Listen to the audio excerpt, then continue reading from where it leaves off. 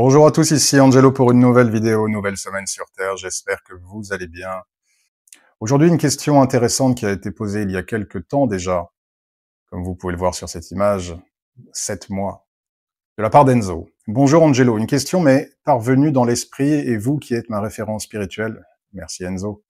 Je voulais savoir si vouloir expérimenter le luxe matériel était une mauvaise chose. Je vois beaucoup d'entrepreneurs à succès sur le net et je t'avoue que cela me fait rêver. J'aimerais donc expérimenter cela dans ma vie. Et je suis prêt à fournir les efforts nécessaires en construisant un projet. Je suis également conscient que cela ne fera pas mon bonheur, car on se lasse de toute chose. Mais avec le surplus d'argent, je pourrais faire de belles choses sur Terre, etc. Un prêtre m'a dit d'oublier cette idée. C'est pour cela que je viens vous la poser.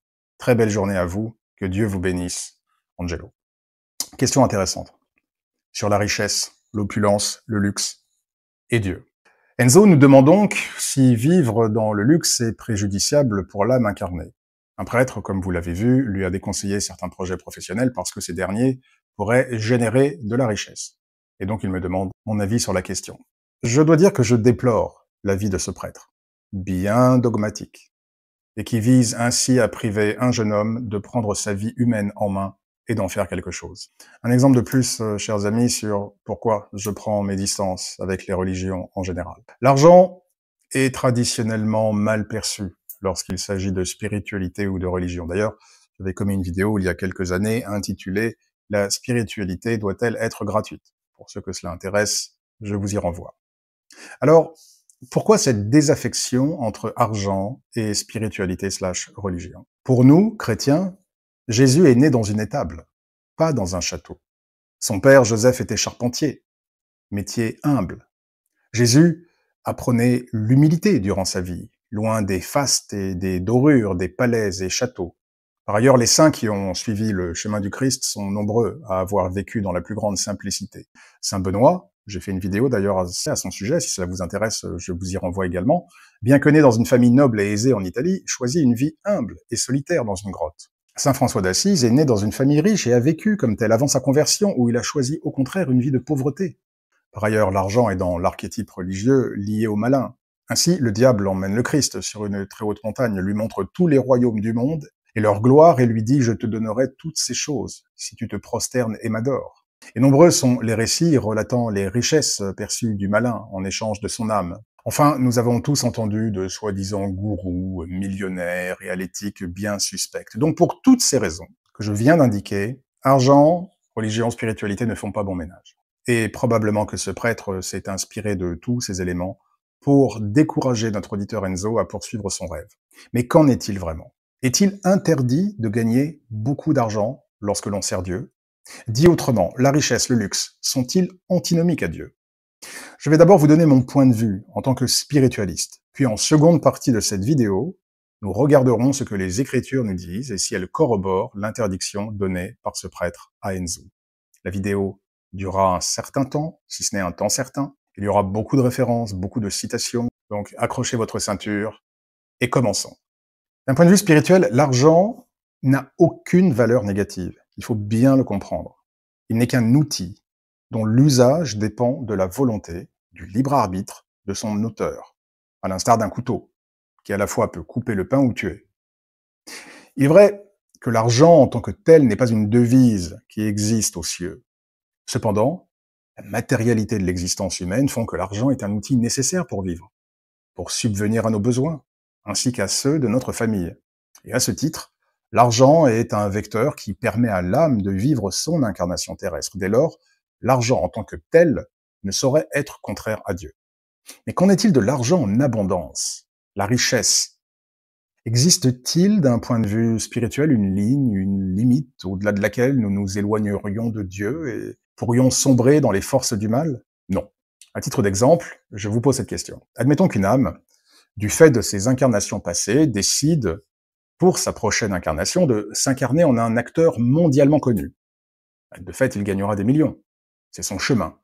Et avec ce chemin, il aura des joies, des peines, des tests, des leçons, des rencontres, des opportunités, bref, une vie destinée à s'améliorer, à comprendre, à peaufiner son diamant et à se rapprocher de Dieu. Est-ce donc à dire que l'âme décidant avec l'accord de Dieu, je vous le rappelle, Aucune incarnation sur Terre ne se fait sans l'assentiment de Dieu. Donc, est-ce donc à dire qu'une telle âme qui décide avec l'accord de Dieu de s'incarner en un acteur mondialement connu gâche sa vie et la perd même avant d'avoir commencé à la vivre? C'est absurde. Même question avec une âme qui déciderait de s'incarner en un sportif connu, un tennisman, un footballeur. Là encore, il gagnera des millions. Ça fait partie de son projet de vie, de son chemin d'expérimentation. Est-ce à dire que cette âme a choisi de se perdre dans le mal et que sa vie n'a aucune utilité au regard de Dieu? Mais bien sûr que non. Une telle âme incarnée aura un ange gardien, elle aura des guides, elle aura des anges autour de lui, et comme dit précédemment, des leçons, des tests, etc. Donc son incarnation n'est pas condamnée parce qu'il a décidé d'avoir une vie de richesse. Comprenez que nous jouons un jeu de rôle. Chaque vie nous offre la possibilité de porter un costume différent. Aucun costume n'est anodin. Aucun costume n'est vain ou inutile.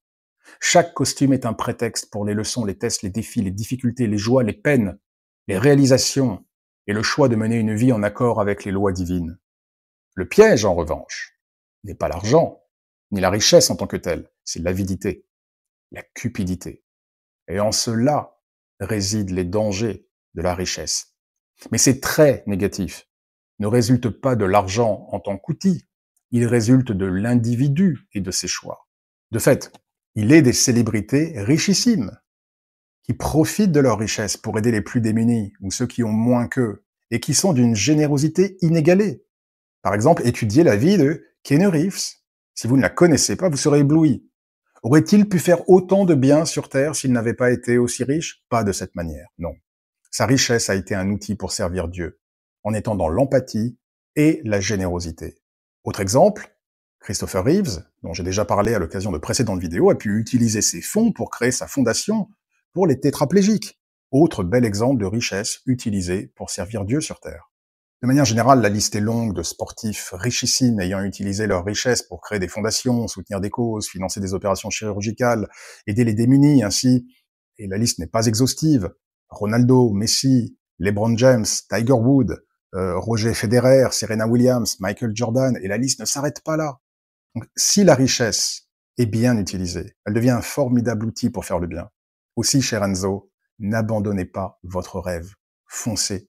Ignorez ce que ce prêtre dogmatique vous a dit, sans même dire que peut-être votre chemin de vie est d'être trader, par exemple, pour les leçons, les tests, les défis et les opportunités que vous devez de vivre. Maintenant, étudions les Écritures. Voyons ce que la Bible a à nous dire sur la richesse.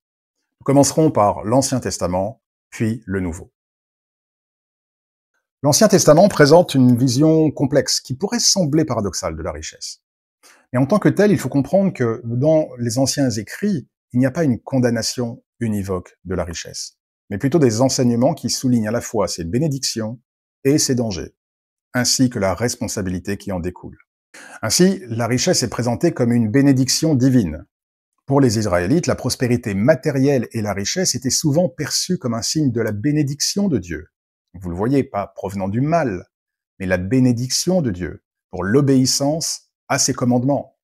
Vous voyez par exemple, Deutéronome 28 indique que la conséquence de l'obéissance à Dieu est de multiples bénédictions. Par exemple, je ne vais pas tout lire, mais le fruit de tes entrailles, le fruit de ton sol, le fruit de tes troupeaux, les portées de ton gros et de ton menu bétail, toutes ces choses seront bénies, ta corbeille, ta huche seront bénies. L'Éternel ordonnera la bénédiction d'être avec toi dans tes greniers, dans toutes tes entreprises, dans toutes tes entreprises. L'Éternel te comblera de biens. Donc vous le voyez, la richesse n'est pas condamnée. Pour ceux qui sont intéressés, Lévitique 26:13 également appuie ce point. Par ailleurs, des figures comme Abraham, Job, Salomon sont présentées comme des hommes riches, mais pourtant pieux. Et la capacité à acquérir la richesse est elle-même un don de Dieu. Là encore, voyez ce passage. Garde-toi de dire en ton cœur ma force et la puissance de ma main m'ont acquis ces richesses. Souviens-toi de l'Éternel ton Dieu, car c'est lui qui te donnera de la force pour les acquérir, afin de confirmer, comme il le fait aujourd'hui, son alliance qu'il a jurée à tes pères. L'Ancien Testament également encourage le travail acharné, la diligence, la sagesse comme moyen légitime d'acquérir des richesses. Donc une fois de plus, la richesse n'est pas condamnée. Voyez par exemple les proverbes qui s'affichent désormais à l'écran.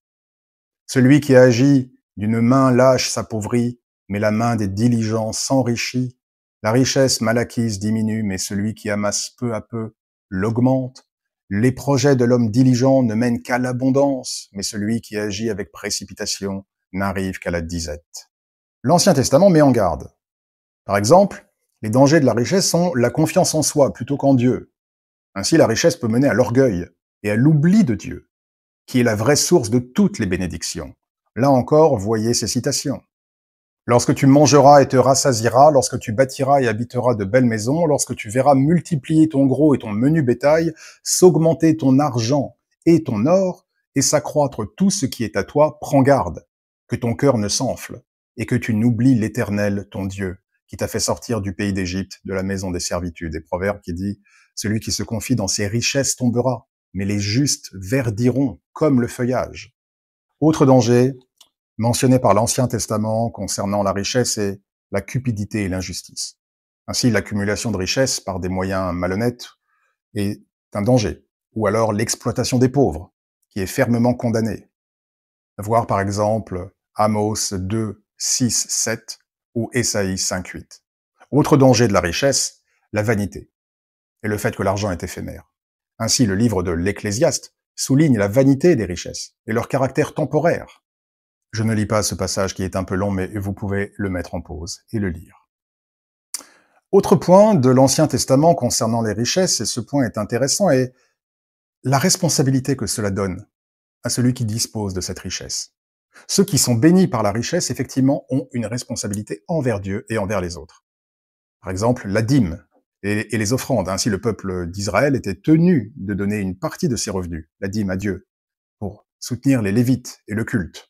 Autre responsabilité, l'aide aux pauvres et aux nécessiteux. L'Ancien Testament insiste sur l'obligation de prendre soin des veuves, des orphelins, des étrangers, des pauvres.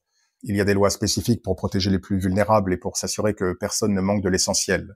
Ainsi, dans Deutéronome 15.7, je ne vais pas tout lire, mais il est bien indiqué « Tu lui ouvriras ta main et tu lui prêteras de quoi pourvoir à ses besoins. Donne-lui, que ton cœur ne lui donne point à regret. Tu ouvriras ta main à ton frère, aux pauvres et à l'indigent dans ton pays.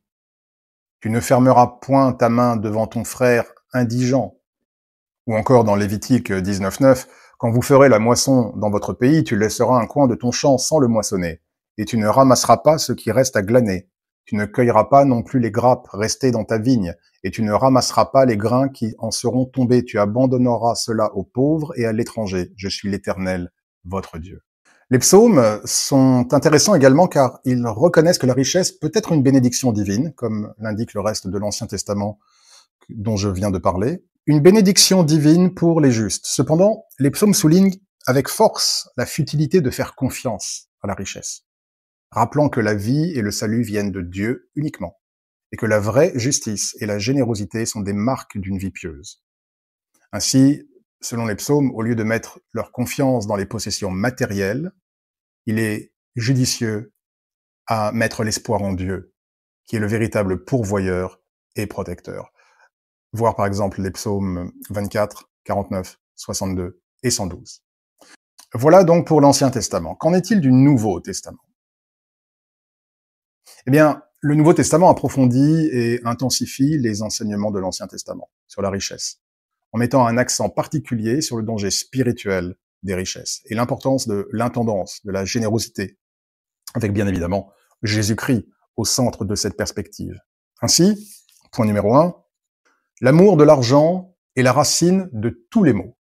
Ainsi, je vous invite à lire 1 Timothée 6, 10. C'est un des versets les plus cités et qui résume bien la position du Nouveau Testament. L'argent en lui-même n'est pas le problème, c'est l'attachement excessif, la convoitise, la cupidité qui mène à la ruine spirituelle et à de nombreux chagrins. Point numéro 2. On ne peut pas servir Dieu et Mammon, la richesse. Voir Matthieu 6, 24. Jésus est très clair. Notre allégeance ne peut être divisée. Si nous aimons la richesse, nous ne pouvons pas aimer pleinement Dieu. La richesse peut devenir une idole qui détourne notre cœur du Créateur. Point numéro 3. Amasser des trésors dans le ciel et pas sur la terre. Voir Matthieu 6, 19, 21. Jésus exhorte ses disciples à ne pas accumuler des richesses terrestres. Accumuler, ça ne veut pas dire ne pas en avoir et ne pas en utiliser. On parle bien d'accumuler. Cupidité. Vous voyez bien la différence. Donc Jésus exhorte ses disciples à ne pas en accumuler. Car ces richesses terrestres sont éphémères et sujettes à la destruction, la rouille, les voleurs, les mythes. Au lieu de cela, il est préférable d'amasser des trésors dans le ciel et qui sont éternels et sûrs, ce qui implique de donner. Là encore, on revient à ce qui était indiqué dans l'Ancien Testament, donner, être généreux, et de vivre pour les valeurs du royaume de Dieu, donc respecter les lois divines, plutôt que les biens matériels. Le Nouveau Testament insiste énormément sur l'importance de la générosité, du partage, en particulier envers les pauvres. Voir l'exemple de la veuve pauvre, Marc 12, où Jésus loue une veuve qui a donné seulement 2 petites pièces car elle a donné tout ce qu'elle avait, contrairement aux riches qui donnaient de leur superflu. Cela met l'accent sur le cœur et la motivation du don plutôt que sur le montant. Paul également exhorte à la générosité. Voir 2 Corinthiens 9, 7. Que chacun donne comme il l'a résolu en son cœur, sans tristesse ni contrainte, car Dieu aime celui qui donne avec joie. Point numéro 4, la difficulté pour les riches d'entrer dans le royaume de Dieu. C'est effectivement indiqué dans Matthieu 19, où le Christ nous dit qu'il est plus facile pour un chameau de passer par le trou d'une aiguille qu'un riche d'entrer dans le royaume de Dieu. Mais ce n'est pas le fait d'être riche qui est le problème, c'est l'attachement qui en découle. D'où évidemment l'épisode avec le riche qui demande au Christ que faire pour se rapprocher de Dieu, voir Matthieu 19, et le Christ lui dit abandonne tout. Et il est incapable de le faire. Le Christ était prêt à l'accueillir, bien que riche. Donc vous voyez bien, la richesse n'est pas anti-Dieu, n'est pas contre Dieu, n'est pas antinomique à Dieu. Mais c'est l'attachement à la richesse et le fait de ne pas utiliser sa richesse pour servir Dieu. Point numéro 5, évidemment, nous avons une responsabilité, voir Luc 16, avec la parabole des talents, des mines. Jésus enseigne que la façon dont nous gérons nos richesses terrestres est un test de notre fidélité à Dieu. Donc si nous sommes fidèles dans les petites choses comme l'argent, nous serons fidèles dans les grandes choses. Nos biens nous sont confiés par Dieu et nous devons en rendre compte. Point numéro 7, la richesse est incertaine, la vraie richesse est en Dieu. Paul exhorte les riches de ce monde à ne pas être arrogants, à ne pas placer leur espérance dans la richesse qui est incertaine. Au lieu de cela, ils doivent espérer en Dieu, faire le bien, être riches en bonnes œuvres, généreux, prêts à partager, afin de s'amasser un trésor pour l'avenir et de saisir la vraie vie. Je sais que c'est beaucoup de citations. Le Nouveau Testament ne diabolise pas non plus la richesse en soi, mais il expose de manière assez forte ses dangers spirituels. En particulier, lorsque la richesse devient une idole, une source de confiance en dehors de Dieu. Dès lors, la richesse doit être un outil pour servir Dieu et non pas se servir soi-même. Servir Dieu et servir les autres. La richesse n'est pas une fin en soi. Donc en résumé, la Bible ne condamne pas la richesse en tant que telle, Enzo. Vous pouvez exercer cette activité, gagner beaucoup d'argent. Elle prévient simplement de ses dangers spirituels, du fait que par la richesse, il y a le risque de se détourner de l'allégeance divine. La richesse peut donner l'illusion de la sécurité, de l'autonomie, faisant croire à l'individu qu'il n'a pas besoin de Dieu ou qu'il n'a plus besoin de Dieu. Ce qui peut conduire à l'orgueil, à l'autosuffisance, opposé à l'humilité et à la dépendance envers le divin. Autre risque, l'attachement aux biens matériels et à l'oubli du spirituel, évidemment, alors que l'argent n'est uniquement la richesse, est uniquement éphémère. Et du coup, la poursuite excessive de la richesse peut faire oublier à un individu les réalités spirituelles, l'existence après le trépas, le but ultime de l'incarnation. Par ailleurs, l'argent peut devenir une distraction spirituelle. La gestion, l'accumulation, la protection de la richesse peuvent devenir une distraction majeure qui accapare le temps, l'énergie, les pensées de la personne. Du temps qu'il aurait pu utiliser pour sa croissance spirituelle, pour la prière ou pour le service aux autres. Également, l'impact sur la moralité et l'éthique. La soif de richesse peut engendrer la cupidité, l'avarice, l'égoïsme, qui sont considérés comme des vices dans la plupart des traditions religieuses. Et ces attitudes peuvent mener un individu à se comporter de manière injuste envers ses semblables. Enfin, la richesse peut aboutir, ou du moins encourager, à des moyens immoraux pour l'acquérir. La recherche de richesse peut effectivement inciter certaines personnes à des pratiques malhonnêtes, ou à exploiter les autres, ou à la corruption, au vol, à la fraude. Également l'oubli des pauvres, autre danger de la richesse. Parce que les riches, du coup, deviennent insensibles aux besoins des autres, aux besoins des pauvres, de ceux qui sont marginaux. Alors que lorsque vous êtes riche, vous avez une responsabilité envers les moins fortunés. Et du coup, l'argent peut devenir un obstacle à la compassion et à la générosité. Ça peut endurcir le cœur, et rendre difficile le partage et la compassion envers autrui. Générer un manque de générosité, puisque la personne va retenir ses richesses pour elle-même. Et donc en conclusion, Dieu, non, n'est pas contre l'argent, il n'est pas contre la richesse. Il ne sera pas contre vous, Enzo. Si vous gagnez beaucoup d'argent, il est contre l'attitude du cœur envers l'argent et les péchés qui peuvent en découler de son mauvais usage. Comprenez que l'argent est un test de notre cœur et de notre fidélité envers Dieu. Donc, cher Enzo, Si vous voulez gagner 10 000 € par mois, 50 000 € par mois, 100 000 € par mois, 1 million par an, faites-le, que Dieu vous bénisse. Souvenez-vous juste des avertissements, tant de la spiritualité que des textes, que des écritures, pour ne pas tomber dans les pièges des forces du mal. J'espère avoir répondu à votre question et avoir clarifié les choses. J'espère que cette vidéo aura été instructive, ludique et utile, tant pour Enzo que pour d'autres. Merci d'avoir pris le temps de la regarder. Prenez soin de vous, de ceux que vous aimez et qui vous aiment. Et en attendant la prochaine vidéo, que Dieu vous bénisse.